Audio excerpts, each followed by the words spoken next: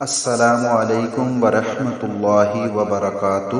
آج کی ویڈیو میں ہم کلام کریں گے کہ عاشورہ کا جو روزہ ہے وہ کس طرح رکھیں تو زیادہ ثواب ملے گا اور کس طرح رکھیں تو شریعت کو یہ بات پسند نہیں ہے۔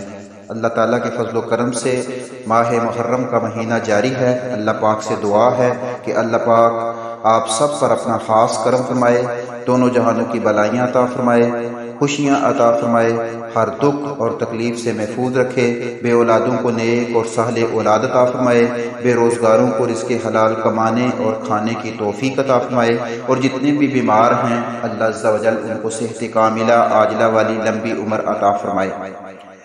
بہت ہی عظیم مہینہ ہے اور اس کے روزوں کی بھی بہت زیادہ اہمیت ہے۔ دیکھیں، روزہ ایک ایسی عبادت ہے جو نفلی بھی ہو تو اس کا بہت زیادہ ثواب ہوتا ہے، اور اگر رمضان المبارک کے ہوں تو ان کا تو اور بہت زیادہ ثواب ہوتا ہے۔ لیکن جو یوم عاشورہ کا روزہ ہے یہ اسلام میں پہلے جو ہے وہ فرض تھا، پھر بعد میں رمضان کے روزے جب فرض ہوئے تو یہ روزہ جو ہے اس کی فرضیت ختم ہوگی، تو یہاں سے اس کی اہمیت کا اندازہ لگایا جا سکتا ہے۔ آقا صلی اللہ علیہ وآلہ وسلم جو تھے انہوں نے فرمایا کہ اگر میں اگلے سال زندہ رہا تو کیونکہ یہود جو تھے وہ یوم عاشورہ کا روزہ رکھتے تھے ایک دن کا، تو کیونکہ یہودیوں سے، نصارہ سے یا کسی بھی جو ایسے لوگ ہیں جو اسلام کے مخالفین ہیں یا مسلمان نہیں ہیں تو ان کی مشابہت کرنا جو ہے یہ شریعت کو پسند نہیں ہے۔ تو اس لیے اگر کوئی بندہ صرف ایک دن کا روزہ رکھتا ہے 10 محرم کا یوم عاشورہ کا تو یہ شریعت کو یہ بات پسند نہیں ہے۔ تو اس لیے آپ کوشش کریں کہ اگر آپ نے یوم عاشورہ کا روزہ رکھنا ہے تو آپ ساتھ میں 9 محرم کا روزہ بھی رکھ لیں، اور اگر آپ نے اور زیادہ بہتر کرنا ہے تو آپ بعد میں 11 کا بھی رکھ سکتے ہیں، 13 کا بھی رکھ سکتے ہیں، جیسے آپ کے لیے آسانی ہو۔ لیکن شریعت کو یہ بات پسند ہے کہ آپ یوم عاشورہ کے جو 10 محرم کا روزہ ہے اس کے ساتھ ایک اور روزہ بھی شامل کر لیں۔ اس سے انشاءاللہ یہ ایک مستحب عمل ہوگا۔ آقا صلی اللہ علیہ وسلم کی یہ خواہش مبارک بھی تھی کہ اگر میں اگلے سال زندہ رہا تو ساتھ میں جو ہے اور روزہ بھی رکھا جائے گا۔ تو اس لیے آپ لوگ کوشش کریں کہ آپ نے اگر 10 محرم کا روزہ رکھنا ہے تو ساتھ میں 9 کا بھی رکھ لیں، یا ساتھ میں 11 کا رکھ لیں، 13 کا رکھ لیں، اس طرح ساتھ میں مزید روزے ایڈ کر لیں تاکہ یہود کی جو ہے وہ مشابہت نہ ہو اور ہم عین شریعت کے مطابق چلیں۔ تو دیکھیں، روزے کا مقصد یہ نہیں ہے کہ بس ہم بھوک پیاس میں رہے اور روزہ گزار لیا۔ روزہ ایک بہت ہی عظیم عبادت ہے جس میں آپ میں احساس پیدا کیا جاتا ہے کہ غربت کیا ہے، بھوک کیا ہے، پیاس کیا ہے، اور اس کے ساتھ ساتھ آپ نے اپنے کانوں، ہاتھوں، زبان، ہر چیز کو جو ہے وہ برے کاموں سے بچا کر رکھنا ہے۔ تو اس لیے کوشش کریں، اس روزے کی بہت زیادہ اہمیت ہے۔ جس نے یوم عاشورہ کا روزہ رکھا ہے اس کے پچھلے سال کے تمام صغیرہ گناہ جو ہیں وہ معاف کر دیے جاتے ہیں۔ یہ بات ذہن میں رکھیں کہ صغیرہ گناہ جو ہیں وہ معاف ہوتے ہیں اس طرح، کبیرہ گناہ جو ہیں وہ صرف توبہ سے معاف ہوتے ہیں۔ تو کبیرہ گناہ اگر ہو جائے تو اس کے لیے سچی توبہ کرنی چاہیے، اللہ عز و جل کی بارگاہ میں گڑ گڑا کر اپنے گناہوں کی سچی توبہ کریں گے تو انشاءاللہ اس سے کبیرہ گناہ بھی معاف ہو جائیں گے، کیونکہ اللہ کی رحمت جو ہے وہ بہت زیادہ ہے۔ اللہ کی رحمتوں پہ ہمیشہ نا امید نہیں ہونا چاہیے، ہمیشہ امید قائم رکھنی چاہیے اور اپنے گناہوں سے توبہ کرتے رہنا چاہیے۔ یہاں ایک بات ہمارے ذہن میں آ گئی کہ ہم نے اگر روزہ رکھنا ہے یوم عاشورہ کا تو اس کے ساتھ ہم نے یا نامی کا روزہ ملا لینا ہے یا 10ویں کا روزہ ملا لینا ہے، اور اس روزے کی بہت زیادہ فضیلت ہے، اور اس سے بڑی فضیلت کی اور ہمیں کیا ضرورت ہے کہ آقا صلی اللہ علیہ وسلم نے رکھا تو ہم اس سنت پر عمل کرتے ہوئے ہم بھی رکھیں گے تو انشاءاللہ اس کے بہت زیادہ فوائد ہوں گے۔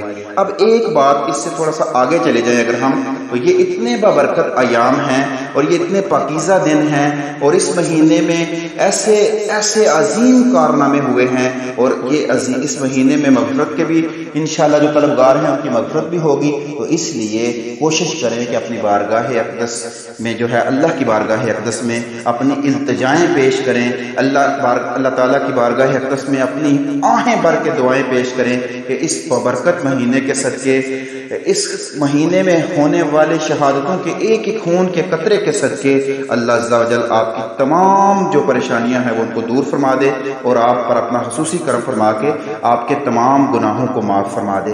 اب یہاں ہم نے یہ ذہن میں بٹھا لیا کہ روزہ کس طرح رکھنا ہے۔ اس کے علاوہ یہ بات ذہن میں رکھیے گا کہ ہم بہت سی عبادتیں ایسے کرتے ہیں، نوافل پڑھتے ہیں، ہم صدقات و خیرات کرتے ہیں، ہم روزے رکھتے ہیں، لیکن ہم جو غلطیاں کرتے ہیں، ایک تو اس میں ریاکاری کرتے ہیں کہ ہم لوگوں کو بتاتے ہیں کہ آج میں نے روزہ رکھا ہوا ہے، میں نے آج فلاں عبادت کی، میں نے آج فلاں عبادت کی۔ تو ہم نے ریاکاری سے بھی بچنا ہے۔ ریاکاری جو ہے وہ اعمال کو کھا جاتی ہے۔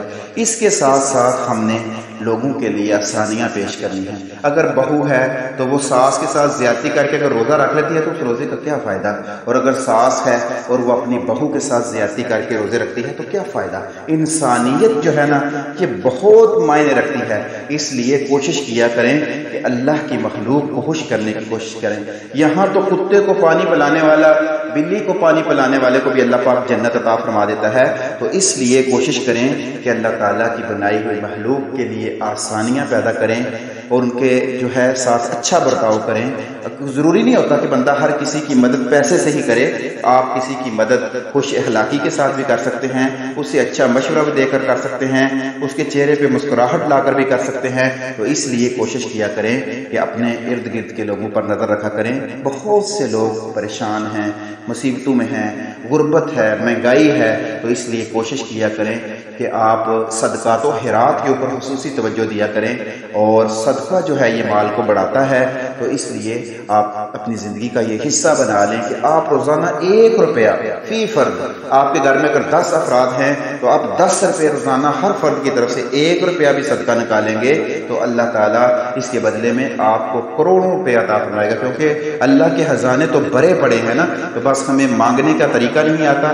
تو اس لیے کوشش کریں کہ ان ببرکت ایام میں، بہت ہی پاکیزہ ایام ہیں، بہت ہی عظیم ایام ہیں، دیکھیں نا شہادتیں اتنی عظیم شہادتیں ہیں کہ بس انسان اگر ان کی تعریف کرنا شروع کر دے تو ختم ہی نہیں ہو سکتی۔ تو اس لیے کوشش کریں کہ ان پاکیزہ ایام میں، ان پاک ایام میں اللہ سے اپنی باتیں، اللہ سے اپنی حاجتیں، اللہ سے اپنی دعائیں قبول کروا لیں۔ تو اس لیے سچے دل سے سب سے پہلے آپ توبہ کریں، اللہ تعالیٰ سے اپنے تمام صغیرہ کبیرہ گناہوں کی توبہ کریں، اور اللہ کی بارگاہ اقدس میں خوب گڑ گڑا کر دعائیں مانگیں، اور کچھ بھی کرنے سے پہلے جو ہے انسانیت کے لیے آسانیاں پیدا کریں۔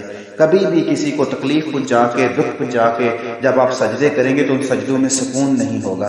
اگر آپ لوگوں کے ساتھ اچھا برتاؤ کریں گے، اگر اچھا بیہیویئر اختیار کریں گے، اخلاق اچھے کے ساتھ پیش آئیں گے، تو انشاءاللہ آپ کے سجدوں میں بھی سکون ہوگا، آپ کے روزوں کا بھی آپ کو مزہ آئے گا، اور آپ جو بھی عبادت کریں گے اس میں آپ کو سکون ملے گا۔ تو اس لیے کوشش کریں کہ دوسروں کے لیے آسانیاں پیدا کریں، اور اللہ تعالیٰ کے بتائے ہوئے احکامات پر عمل کرنے کی کوشش کریں۔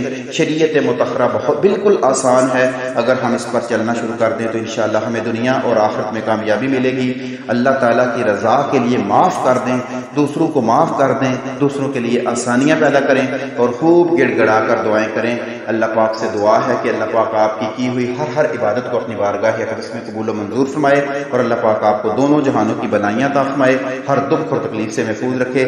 ہم آپ لوگوں کے شکر گزار ہیں کہ آپ رضائے الہی چینل کا ساتھ دے رہے ہیں، رضائے الہی چینل کے اوپر آنے والی ہر ویڈیو کو دیکھتے ہیں، ان پیغامات کو سنتے ہیں اور ان پر عمل کرتے ہیں۔ اللہ پاک یہ سننا، آپ کا عمل کرنا اور دوسروں تک پہنچانا اپنی بارگاہ اقدس میں قبول و منظور فرمائے، اور اللہ پاک ہم کو، آپ کو، سب کو جنت کا ساتھی بنا دے۔ جس طرح ہم اس دنیا میں اکٹھے ہیں، اللہ پاک ہمیں جنت میں بھی اکٹھا رکھے، اور اللہ پاک ہمارے گناہ معاف فرما دے۔ آپ لوگوں کا دل کی گہرائیوں سے شکریہ ادا کرتے ہیں۔ خوب عبادتیں کریں، اپنی دعاؤں میں دوسروں کو بھی یاد رکھیں۔